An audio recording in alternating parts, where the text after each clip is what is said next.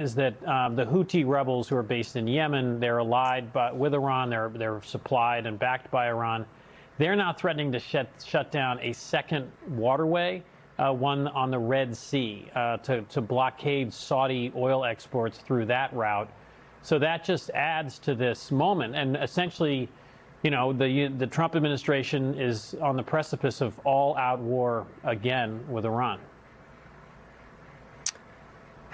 General Hertling, your thoughts to the developments of the weekend and where David has sort of taken the risk for America and for the men and women of the military?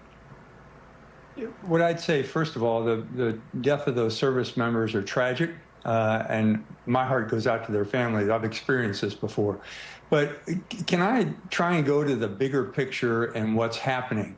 What I think is going on right now, and you got to take a look at the operational campaign of both nations. So instead of merely destroying weapons, the U.S. Bombing things and striking things, the U.S. now appears to be attacking the systems and encircling the cities that allow Iran to regenerate military power.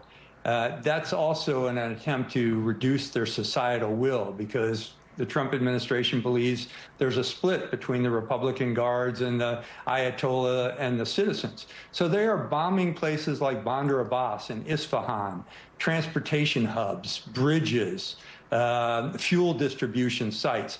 And that's not, yes, that's separating the IRGC from its support system, but it's also increasing economic pressure, so they think, on the Iranian government. And they believe they're trying to force a strategic decision that would present Iran's leadership with that decision on whether they continue the conflict or go back to the negotiating table. Now, on the other hand, Iran, they're keeping the straits closed.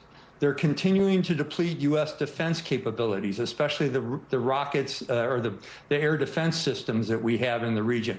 They're dividing the U.S. from their allies in the region, as we've seen in Jordan and Qatar and Kuwait and the UAE. They are hurting us tactically because they know that the U.S. will focus on individual combat deaths, as we did this weekend, 3 combat deaths, while there have been thousands killed inside of Iran. They're opening new fronts for the proxies, like David just mentioned, especially the Houthis in the Bab el-Mandab Strait. That could close another waterway and could cause even more economic problems. So what the Iranians are doing while we're bombing locations, they're trading space for time, and they're putting our allies and internal elements in the United States against us. So when you look at not the what they're doing, but the why they're doing it, it becomes pretty clear to me, if I'm analyzing this conflict, that Iran still has the upper hand. What does that mean, General Hertling, in terms of how long this could go on and what American military families are really facing, not just this summer, but in the coming months? Yeah, well, we've heard the president and some of his advisors proclaim, or at least, the ones that are not saying it openly, they're saying that they're thinking about putting more military force in the area.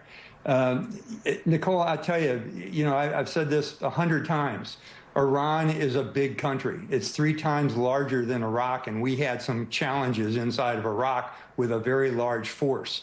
To go into a place like Iran with not only its size, but its population density and also the kind of terrain they have and the inability to set up logistics hub to support us with a massive scale, you would need literally hundreds of thousands of soldiers and Marines to do whatever the plan might call for. And truthfully, I don't know what that plan would call for, because you have a population base of 90 million that is going to be a whole lot tougher than any uprising that we fought against in Iraq.